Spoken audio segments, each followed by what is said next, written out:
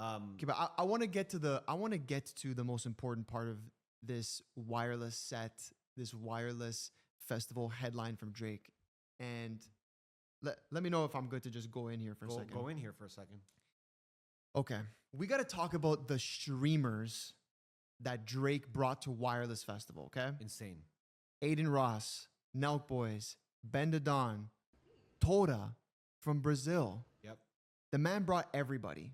Okay, top to bottom, smartest guy. He brought out the biggest streamers in the world, and not only does this whole Wireless Festival solidify Drake as the biggest artist of all time, but this, in my eyes, solidifies Drake as the best marketer of all time. Yeah. You want to talk about tapped in? You want to talk about tapped in? I do. Bro, this man is tapped the fuck in.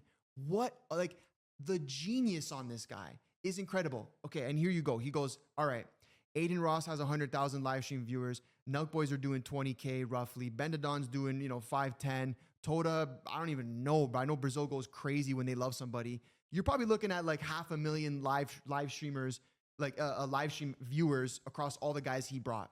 So this guy goes, okay, we have 135,000 people at Wireless, plus another 500,000 via the live stream from the guys that we brought, right?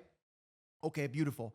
You're getting all of this attention, boom, as the festival's happening live. That's already incredible. Yes. But then the genius of the fact that he knows what the fuck these guys do. They're clipping hard. They have armies of clippers. So now you have all of these armies of clippers clipping all of this content of Drake at Wireless, bringing out Dave, Popcorn, Vibes Cartel, this person, that person, Vanessa Carlton. And he knows, like, oh my God, like, I'm about to get billions of views after this shit's over. Yep. And those things go forever. Yep. It's not like, oh, we post and then it's here today and it's gone tomorrow. It's like, these clippers are going crazy. So the genius on this guy to say, yo, I'm going to make such an impact on the day of, and I'm going to do the sort of like clickbaity shit where I bring a Vanessa Carlton, I bring a Vibes and Popcorn. So like the man was literally like clip farming on stage because he knew via the streamers that he would get all of these clips after. There's no way for us to know exactly, but if I had to guess, it's probably done, 50 to 100 billion views across all clips less than a week after he finished it. And so for me, that's incredible. That's on the marketing side. And then if you want to go to the side of calling Drake the biggest artist of all time, let's talk about the fact that he headlined all 3 days of Wireless and did 3 different fucking sets. Over 60 songs played, bro. Tell me what artist in history has that catalog? Who? No one. I don't think anyone. MJ? No. No. Not even. No. I would say no. The Beatles? No. No. The Rolling Stones? No. Who, bro? Tell me who has that fucking catalog. Nobody does. So if you want to sit here and say, oh, Drake's in the social media era, that's why he has more attention. Drake's over here, it doesn't matter, because guess what? Remove all of the marketing aside now. The man has the biggest catalog on earth, and literally everything he drops, album by album by album, single by single by single, they go crazy. He showed that he's literally shown people, I don't even need a fucking label. This guy will randomly drop a track, post it on his IG story, and the track is #1 on the Billboard. So tell me another fucking artist that's ever done that. And I sit back and I think about all this and I'm like, we're literally witnessing greatness. And I don't know if people actually are understanding, like, we may never see another Drake again. Ever. I agree. Ever. I agree. Ever. And so I just want people to really understand and appreciate the greatness. Obviously, when you are the biggest and the best in the fucking world, you got haters. So there was so many fucking losers quick to jump on the Kendrick bandwagon and Drake's this and Drake's that. Shut the fuck up. Yeah, for real. And respect greatness, because you will never get this again. And all you fucking haters are, oh, Drake's this, 69 God, fucking stupid ass comments.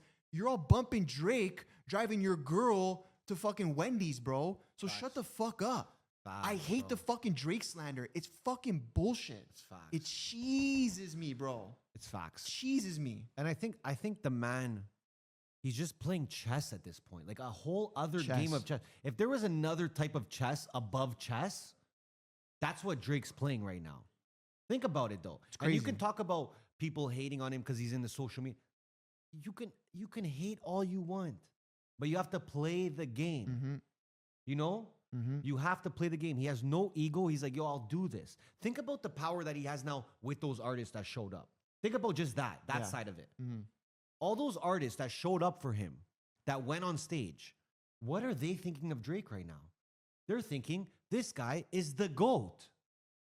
I've never been to a festival like that where someone could get this shit fired up on that level. Yeah.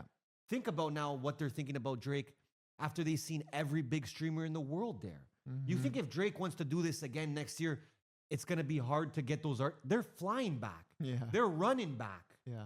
So he not only impressed every fan that he has, but he took a two-sided approach here and he impressed every person he invited on that stage. Every artist that went on that stage with him, I would bet they have never been part of something like that in their whole career.